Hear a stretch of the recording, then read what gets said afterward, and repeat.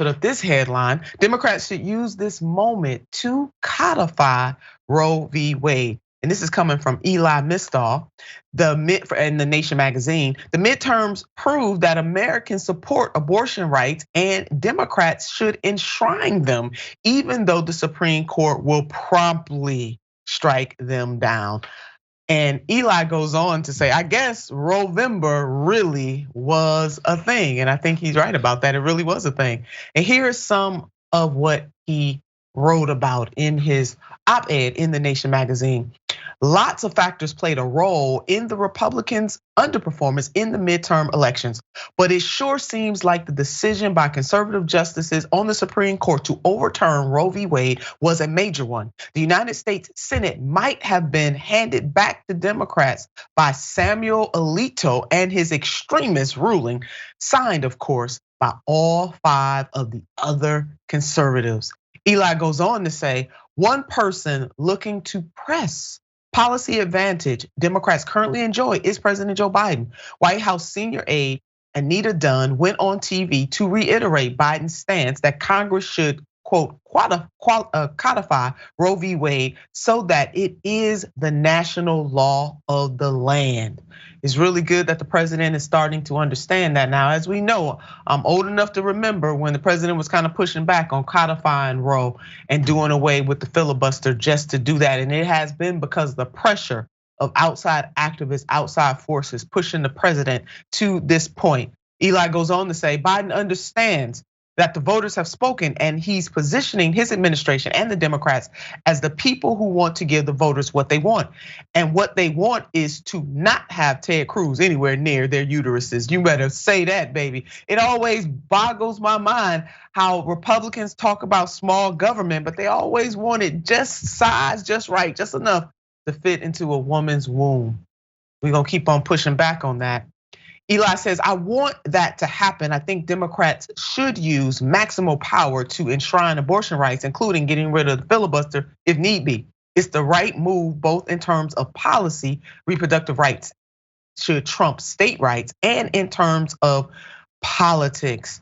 Amen on Eli. He did this thing in the Nation magazine. If you want to read the full article, please go to the Nation magazine. Dr. Robert Reich, bringing him back to the fore. We had him up yesterday. We got to remind you, Kentucky and Montana rejected abortion bans. California, Michigan, and Vermont enshrined abortion rights in their state constitutions. If abortion rights are going to be left to the states, this is what must continue to happen. Yasmin. Yeah, I'm in Texas, and just the idea of Ted Cruz anywhere near my uterus is a thought that I really can't deal with at all. But it's true what Robert Reich was saying. We already know that the majority of Americans on both sides of the aisle support abortion rights.